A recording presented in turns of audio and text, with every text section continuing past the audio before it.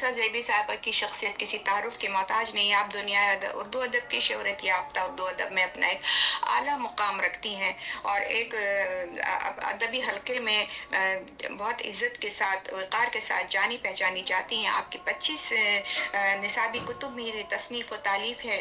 नज़्म की 70 इस्नाफ पर कुलियात सुखन के तमाम नाम से 2013 में शाया हुई।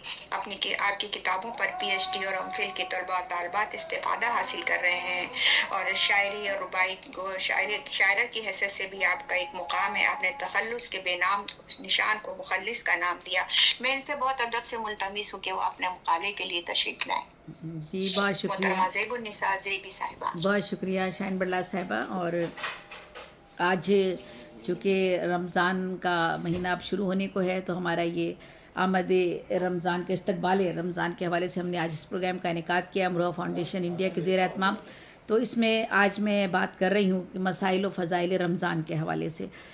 ये महीना बहुत ही बाबरकत महीना है। दुनिया के हर मज़हब में अच्छाई और बुराई की तमीज़ की गई है।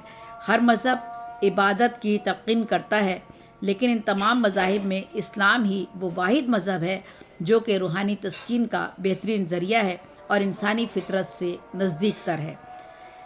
इस्लामी इबादत से बराह रास्त अब्द और माबूद में एक रब्त और ताल्लुक़ पैदा होता है जो रूहानी और जिस्मानी मसरतों को नमू करता है। इस्लामी इबादत का मकसद झूठी रसूमात व तोहमात से निजात हासिल करना है और मादी फ़वाइद से इंसान को बेगाना करना है।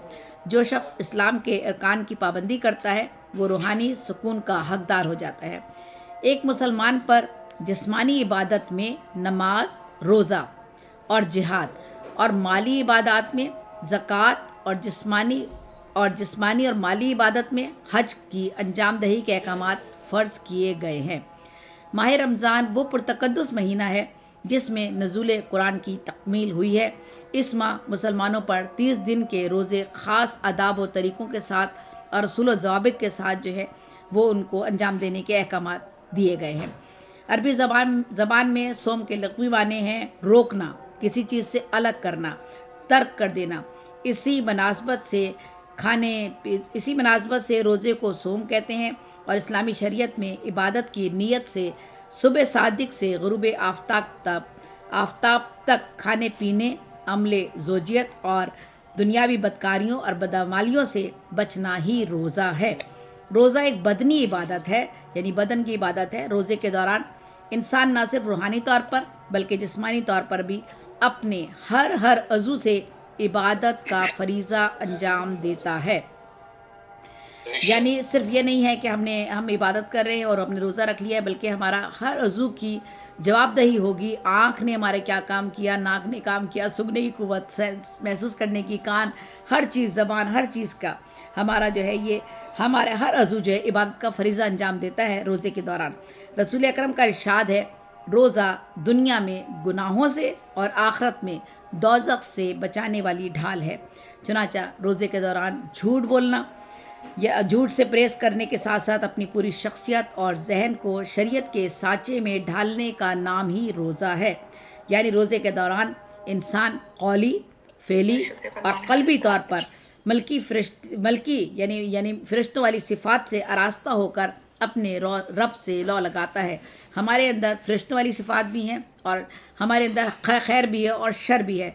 दोनों कैफियत एक इंसान के अंदर मौजूद होती हैं, लेकिन जब हम रोज़े की हालत में होते हैं या इबादत जब हम करते हैं या अल्लाह के जब नज़दीक जाते हैं तो हम ज़्यादा से ज़्यादा हमारे अंदर जो खैर की खूबियाँ हैं या खैर के जो औसाफ़ हैं वो नुमायाँ होते हैं और उन पर अमल करने की हम कोशिश करते हैं। और रोज़ा तो ख़ास तौर पर इसी चीज़ के लिए रखा गया है ताकि हमें पूरे माह एक ऐसी सादत नसीब हो, ऐसी हमारी ज़िंदगी में हमें एक महीना हमारा जो इस दौर से गुजरे तो हमारे अंदर जो खामियां हैं उन पर काबू पाने की हमें एक आदत सी हो जाए। इसके लिए माह रमज़ान सारे महीनों का सरदार महीना कहलाता है। रमज़ान को इल्हामी किताबों से भी ख़ास निस्बत है। ज़बूर रमज़ान की पहली शब को नाजिल हुई, तौरात 6 रमज़ान की शब को नाजिल हुई, इंजील 13 रमज़ान की शब को नाजिल हुई और कुरान पाक जैसा कि ताक रातों में आखिरी अशरे में ताक रातों में मुकम्मल हुआ। कुरान 27वीं रमज़ान जिस कहा जाता है, लेकिन ताक रातों में शब पे नाजिल हुआ, कम मुकम्मल हुआ।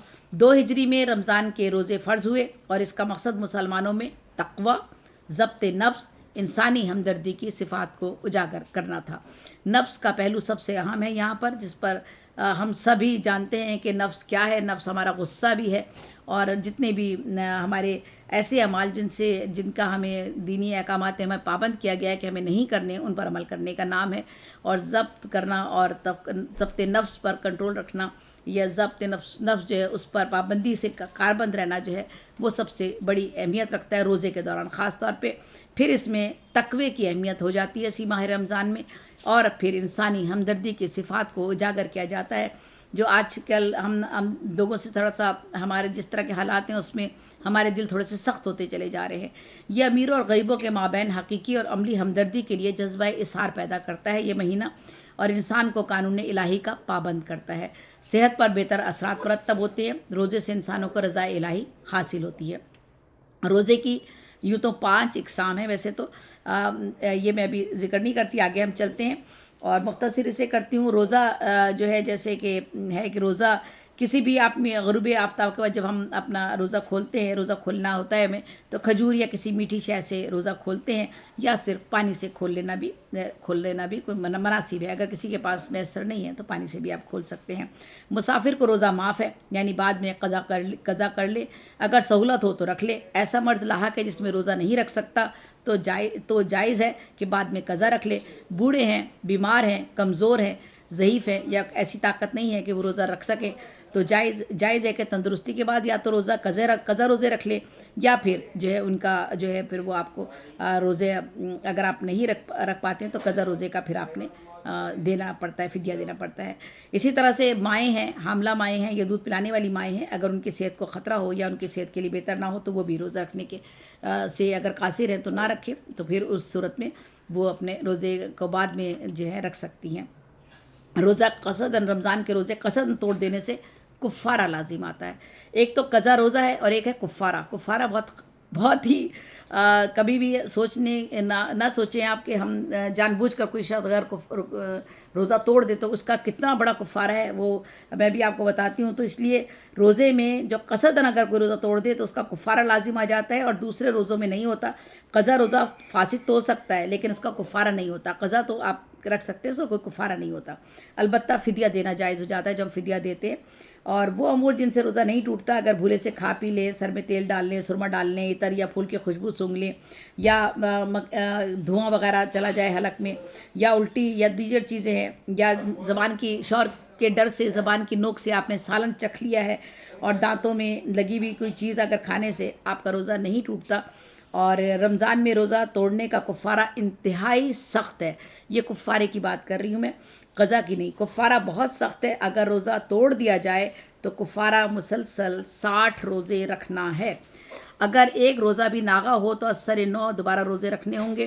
कुफ़ारे का दूसरा तरीका, एक रोज़े के बदले में 60 मसाकीन को सुबह शाम 2 वक्त पेट भर खाना खिलाएं, ख्वाह एक खाना एक ही वक्त का हो खिलाएं, लेकिन बहरहाल ये पूरा करना होता है। तो बहुत सारी और बाकी बहुत सी चीज़ें हैं, मैं उनका अब यहाँ जिक्र नहीं करती हूँ।